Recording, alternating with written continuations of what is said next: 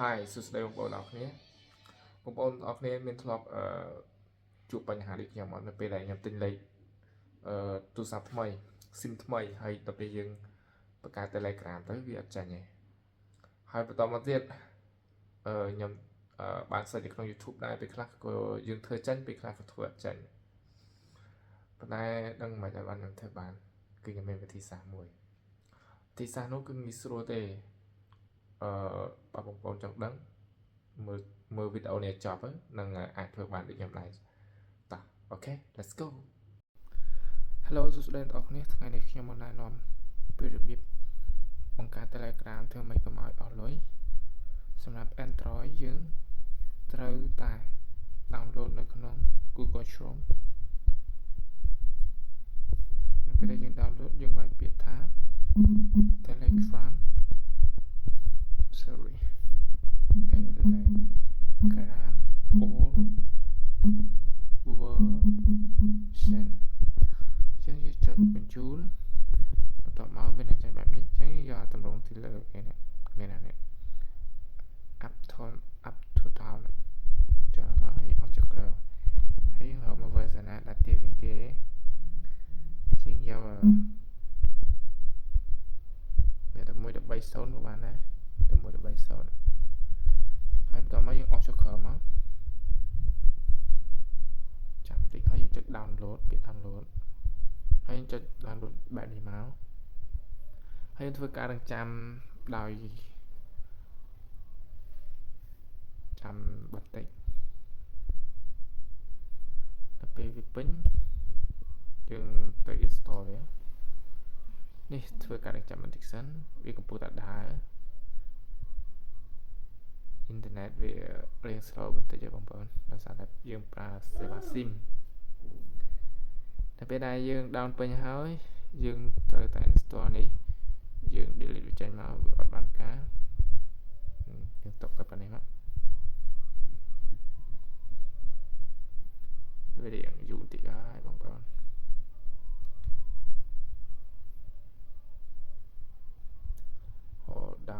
ដើរពពហើយ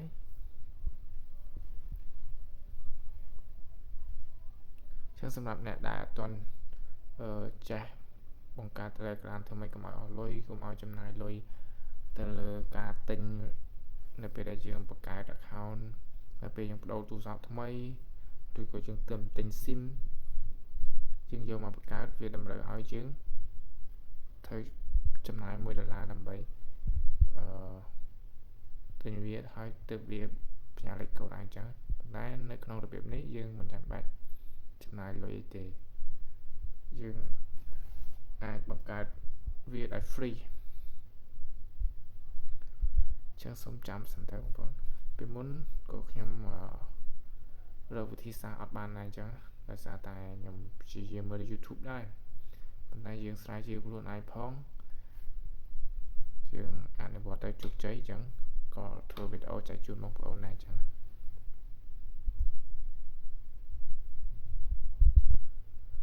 រៀង slow ណាអូខេជិតពេញហើយពេញអូខេអញ្ចឹងពេញហើយយើង install វាឡើងមកហើយ install បែបនេះ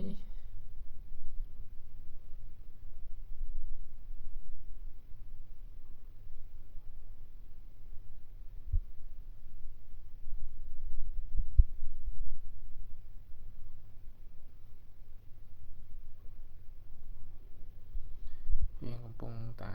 download ដែរចាំវាចេញបែបនេះមានន័យថាបើ queue ទាំងអស់មានន័យថា Telegram security នេះវាអត់មានបញ្ហាទេវាសុវត្ថិភាពអញ្ចឹងយើងចូលទៅបើកវាមកនេះ Telegram ដែលបាន download រួចហើយចុច open មកយើងចុច start continue ហើយយើងវាយលេខទូរស័ព្ទជាមួយដល់ allow ពី5មកទៀត Cambodia ហើយយើងចុចលេខទូរស័ព្ទយើងមក0.2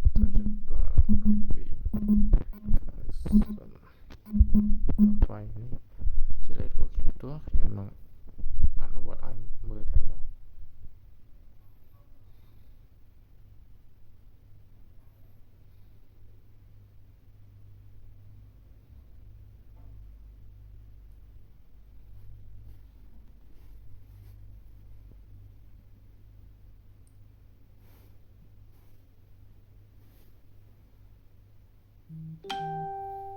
ចឹងពេលវាហើយវានឹងលោតលេខកូដមក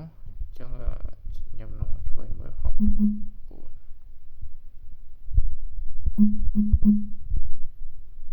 នេះវាចាំបាត់នេះអញ្ចឹងដល់ពេល to alpha យើងដាក់ខ្លួនឯងមកនេះវាជាការស្រេចអញ្ចឹងសម្រាប់បង្កើត Telegram យើង download តាមអ្វីដែលខ្ញុំបានប្រាប់បំពេញមែនទេហើយពេលយើងចង់បដូរទូរស័ព្ទឬក៏បង្កើត account ថ្មីយើងអាចប្រើនៅក្នុង app នេះបានអញ្ចឹងបងប្អូនដោយសារតែខ្ញុំបានអនុវត្តវាបានជោគជ័យទើបខ្ញុំបានចែកម្លែកបងប្អូនហើយបើសិនជាអ្នកដែលប្រើ iOS កាន់តែស្រួលជាង Android iOS យើង download Telegram មកយើងបាច់ចាំហៅ version ចាស់ version ថ្មីទេ